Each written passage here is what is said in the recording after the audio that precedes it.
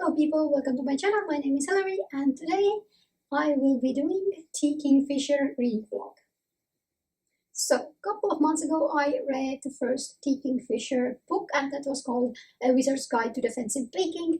It was, I think, YA, but it felt a little bit like middle grade. It was funny, humorous, easy, nice read. So this was about a girl in a world where people had different kind of magical skills. However, they weren't treated the nicest depending on the skill, and some people never knew what magical skills they had. For example, a girl could talk to tornadoes. However, if she lived somewhere where there were no tornadoes, she would never figure out that she had magical powers. And the main character could encourage yeast to bake and do other things with baking. As I said before, it was 5 stars and I absolutely loved that book. So I have had a couple of other Kingfisher books on my reading list for a little while now, and I thought, why not the best of time to start reading them. So I have picked out 3 books: The Whole Places, The Twisted Ones, and Nettle and Bone. So all 3 should be fantasy, magical, but also horror-ish vibes. And if I have extra time, I also want to read What Moves the Dead that came out a little while ago this year. I think Nettle and Bone is also new release for this year. But I will be coming back and talking about each book more truly as I am reading them, and also how am I liking them, and will Kingfisher still be a 5-star author. So I'm gonna confuse you a little bit. I have all the 3 books on screen as audiobooks, and I definitely started The Whole Places. I think I got 2-3 chapters in, but then I decided that I don't want to listen to it as audiobook. I want to read it physically or an ebook, and it's very expensive on Amazon, but I did find The Whole Places and The Twisted Ones on my local library ebook lend out app, and I got those 2. However, I got the Twisted One right away, but I have to wait for the Whole Places for a little bit because somebody else is reading it, but I should be next in line, so I should be getting that within 2 weeks. And I decided to start Twisted Ones instead. I'm about 1/3 in. So this is about a girl, Marissa, whose really old, mean grandmother died, and she promised to her really old father, who is over 80 years old also, that she will clean out the grandmother's house. However, the grandmother's house is... She was quite the hoarder, so she has lots of things to do. And in there she finds a journal of her grandmother's second husband, so not her actual grandfather, who she didn't interact a lot. She didn't even interact a lot with her grandmother also, because the grandmother didn't care much about her and was a really mean person. The meanness of grandmother will be brought up like 25 times within that book at least, if not more. And she finds a journal where the Congrave, the second husband of the grandmother, writes some weird things.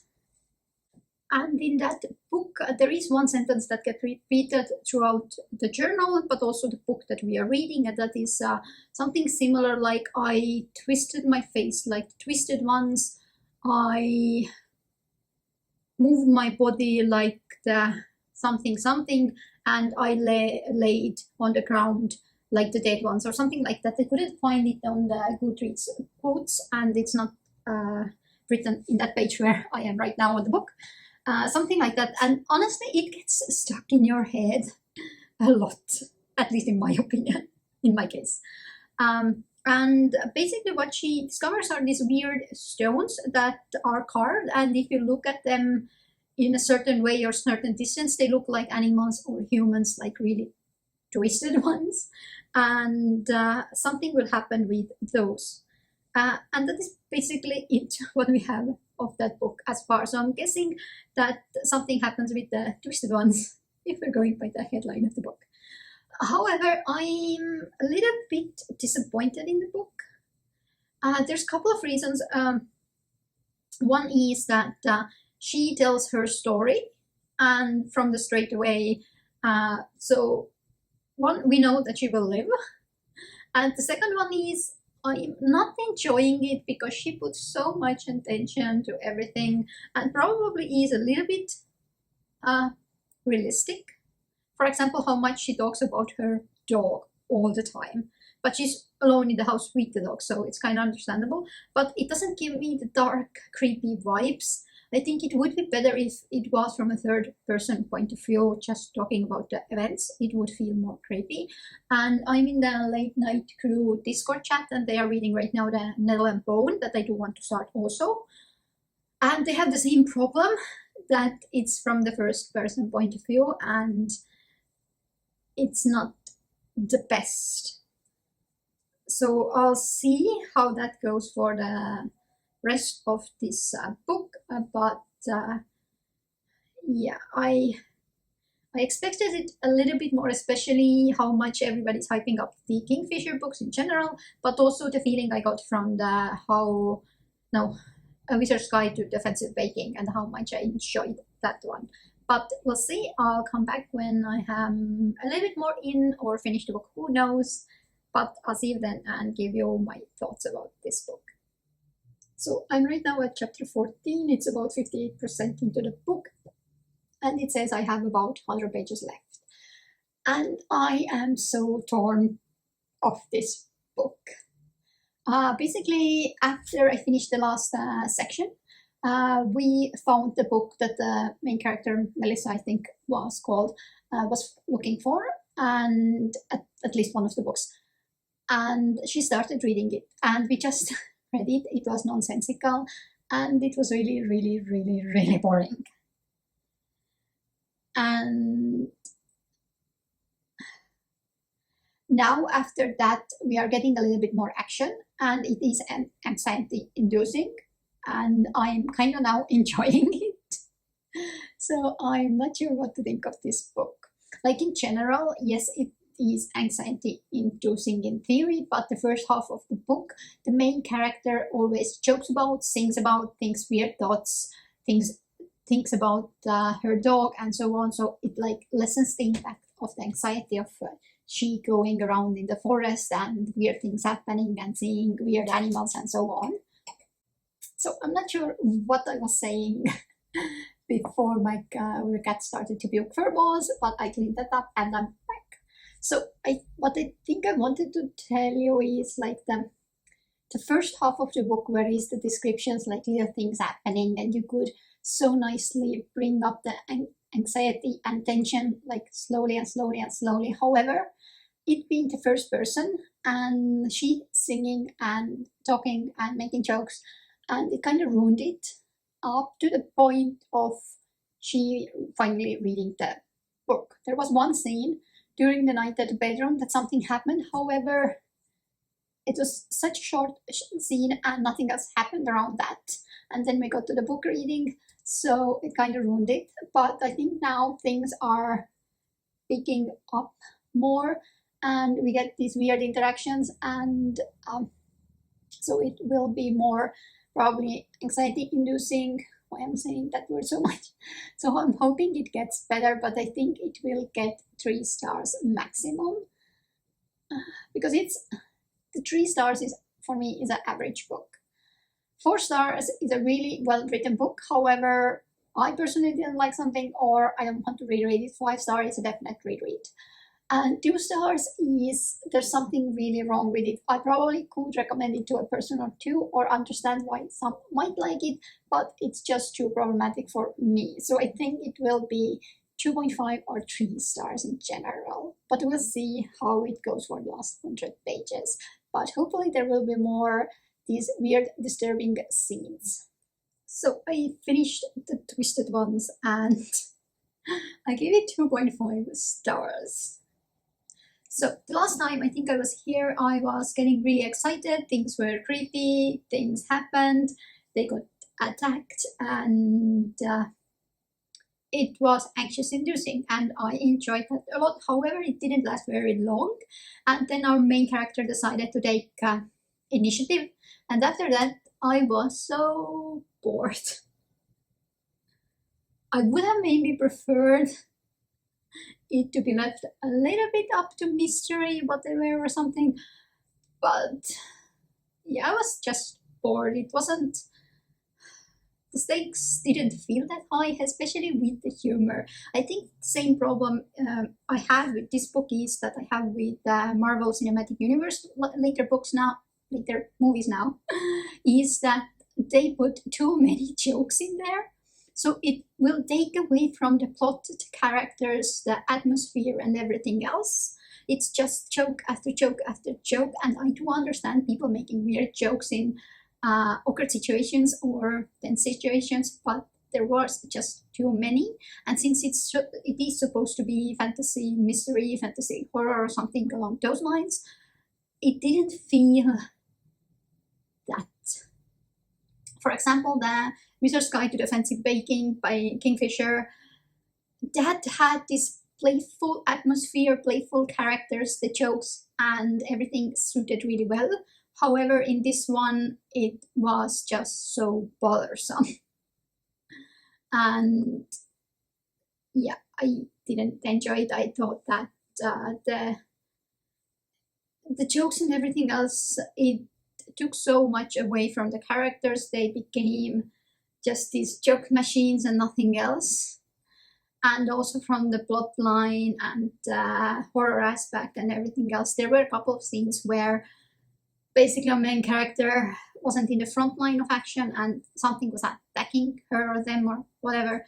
So those were really good. However, we could have used more of that vibe, I think.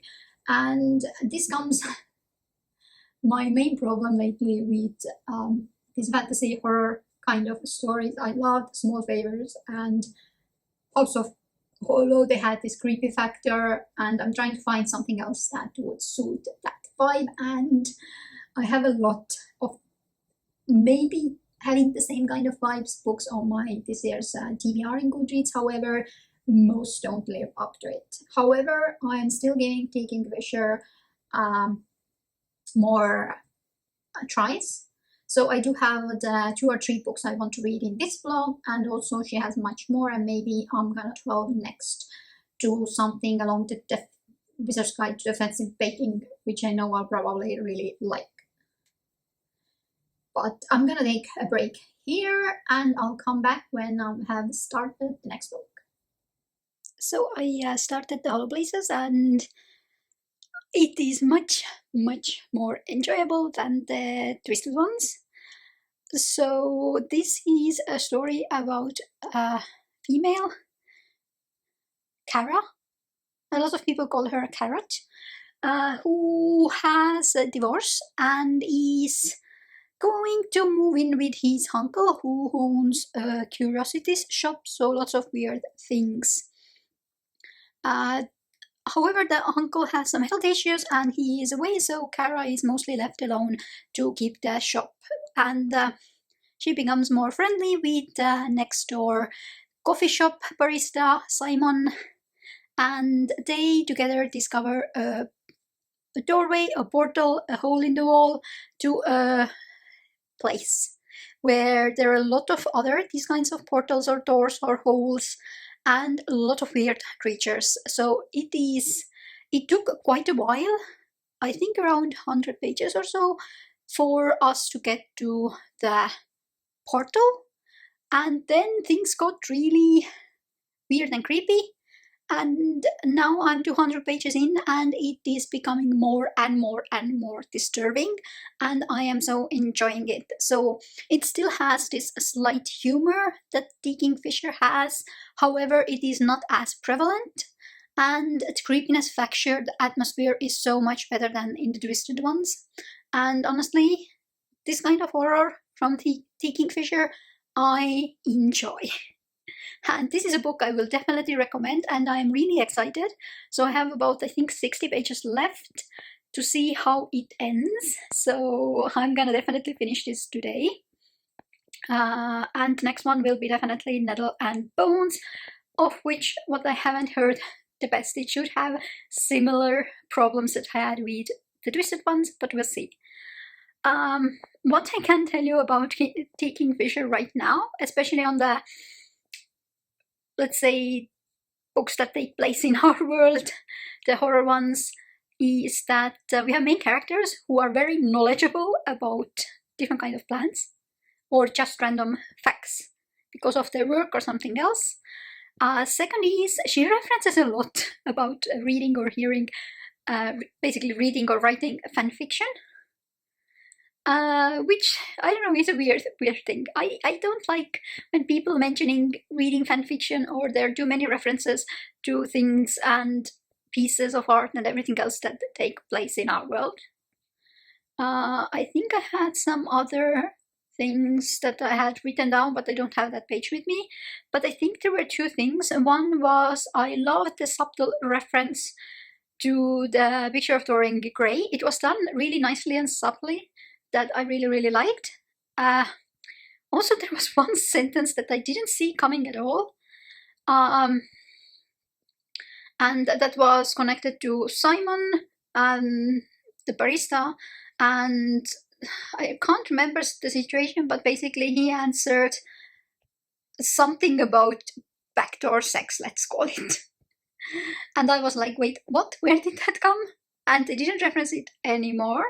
So he's gay also. But yeah, I felt that really came out of the blue, and I don't know. It was a weird sentence. But I really should get a small hand tripod because I'm holding it with my hand right now and I'm too lazy to bring my tripod somewhere because if I bring it, I won't use it. But yeah, I'll see you soon when I have finished it. And honestly, I think I would be a proper horror mood when I would be reading this book at night. So be aware where it is so creepy and disturbing. But I'm absolutely enjoying it, and I think it might be a 5 stars for Kingfisher again.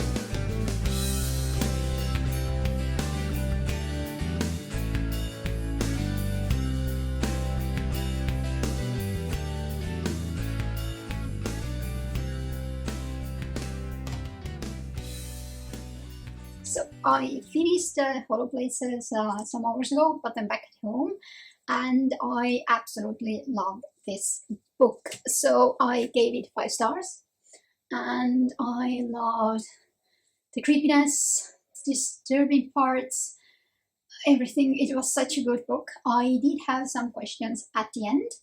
However, some of them were answered. However, some things about the whole situation, entities, and everything else, some of it our main character gave her own thoughts, and some things we never got answered to. And I kind of like that. It kept it somewhat open-ended, and you don't need to explain every small detail.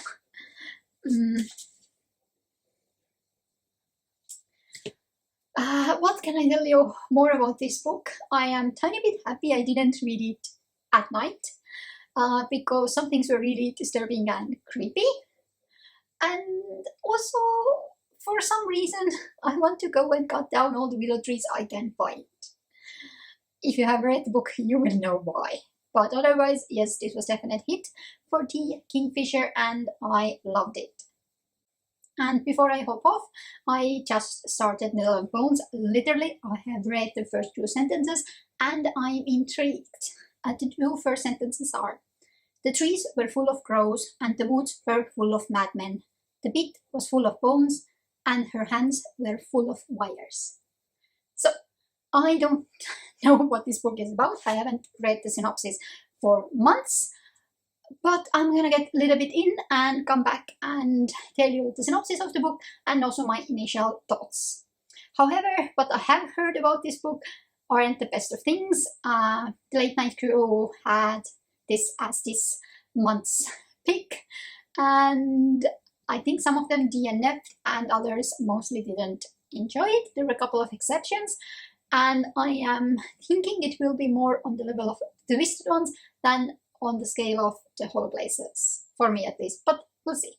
So I have gotten somewhat into Nettle and Bones, and I think it was 36% or so. I have no idea how many pages.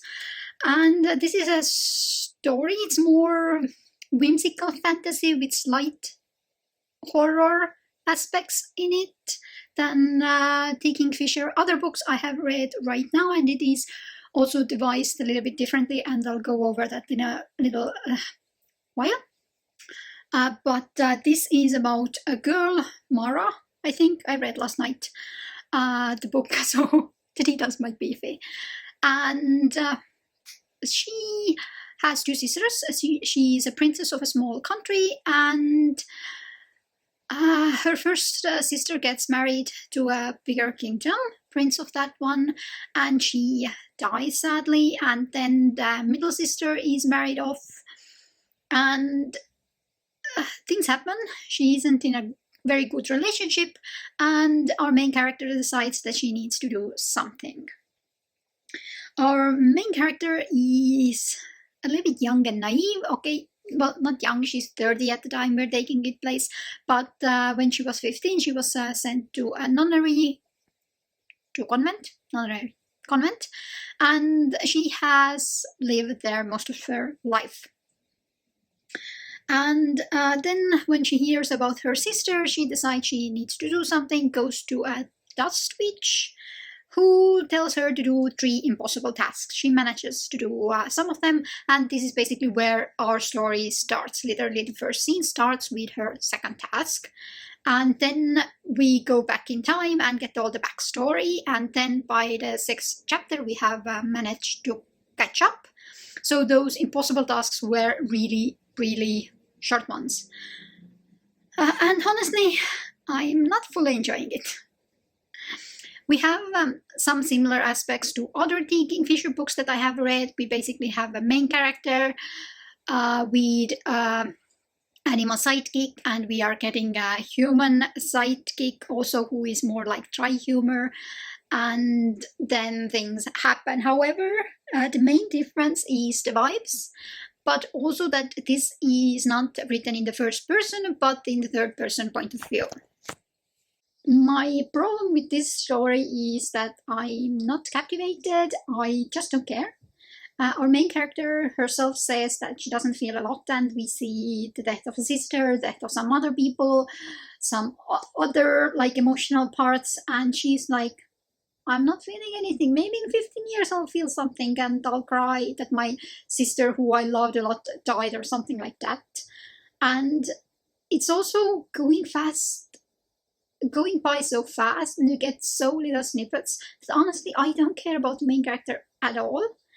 And for the like darker vibes, we do get the beginning scene where she is doing some bone magic, let's call it. And again, I didn't feel the tension of her being there and doing things.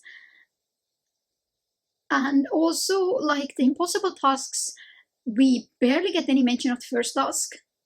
We get basically seeing the second task, and then there's another whole story with the third task, and then we have the Grey Witch Dust Witch agreeing to help her, and now things are picking up. So I think, yeah, hopefully things I have heard that things should pick up and get more interesting, but also it's boring. So I'll try to get through this as fast as possible, and I'll let you know how am I liking it.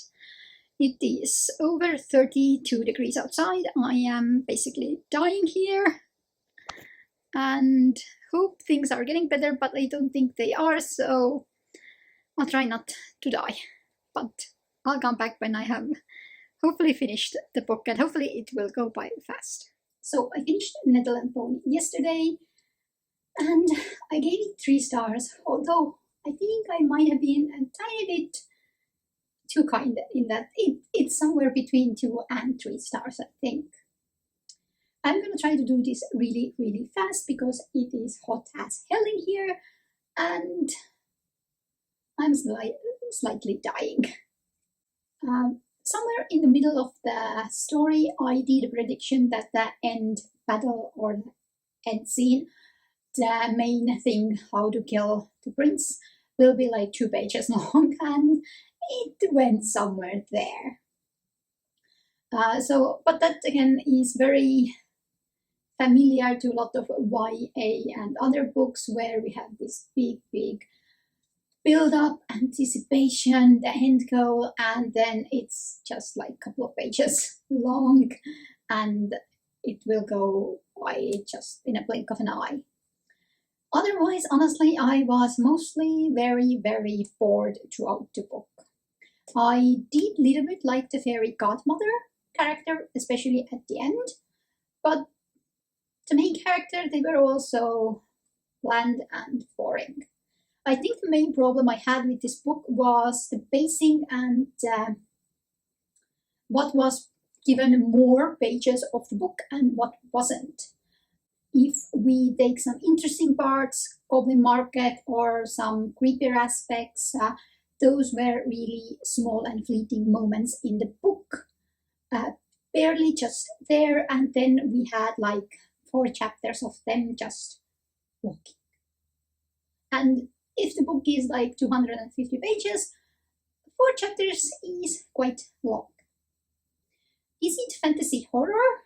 Probably not. It has a darker side with the Goblin Market, the Cursed Child, and where it begins with the impossible tasks there, but they are so little in there and it doesn't give the mood, the vibe of that.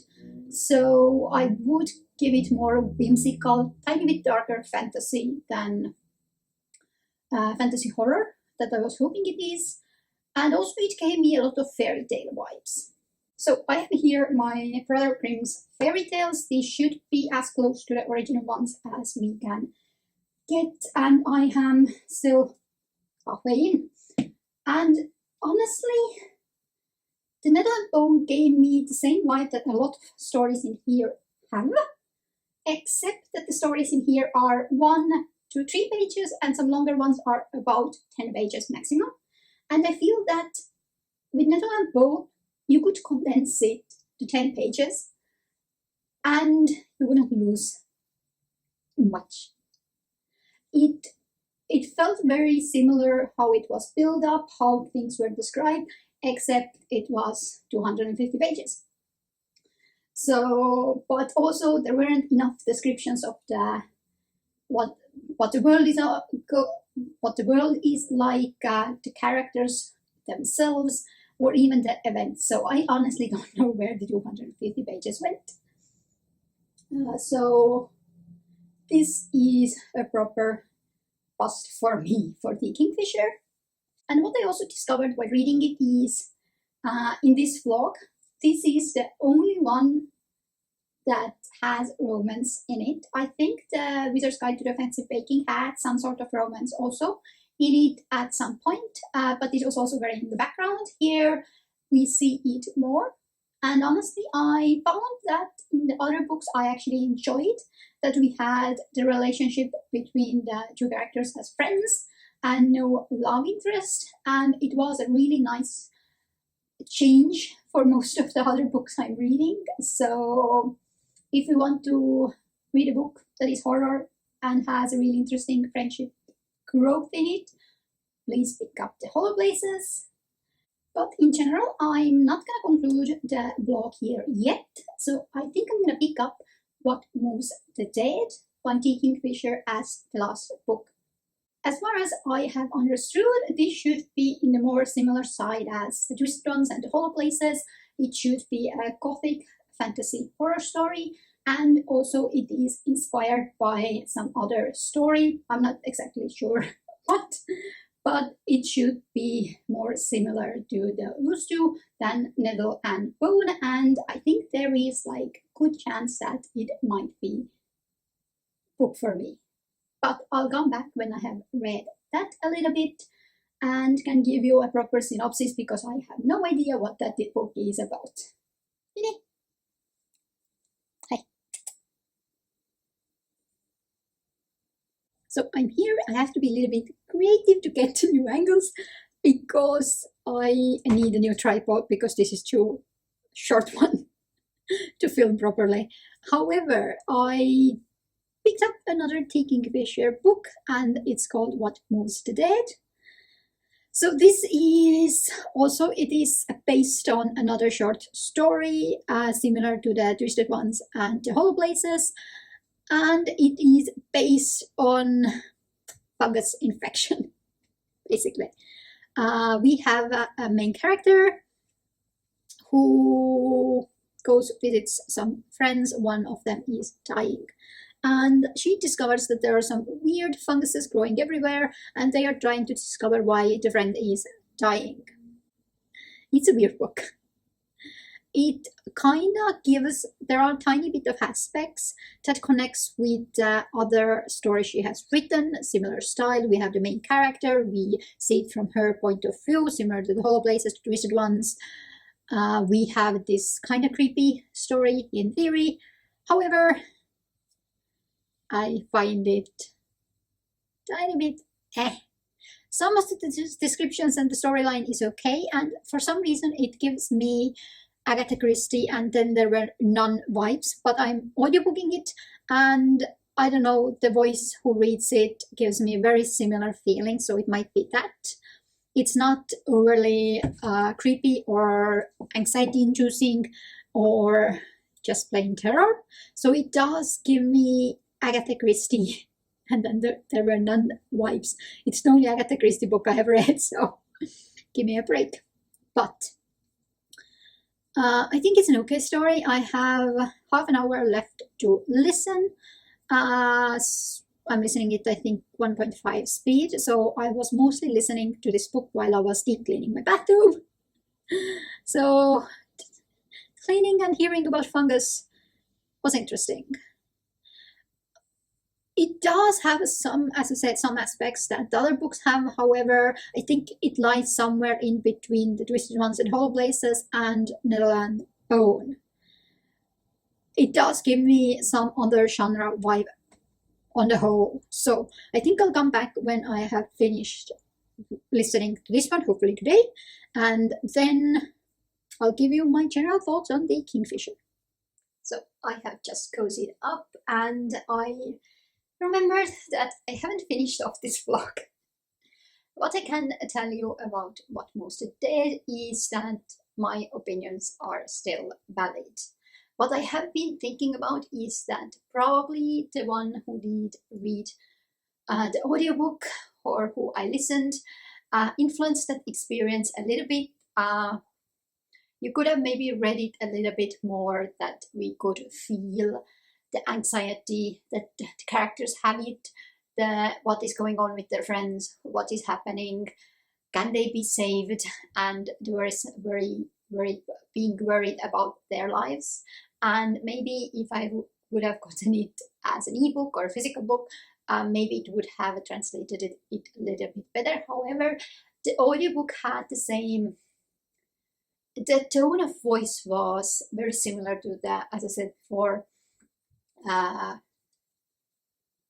Agatha Christie, and then there were none book where it's very detached and we have this storyteller telling the story, although it is from one person's point of view.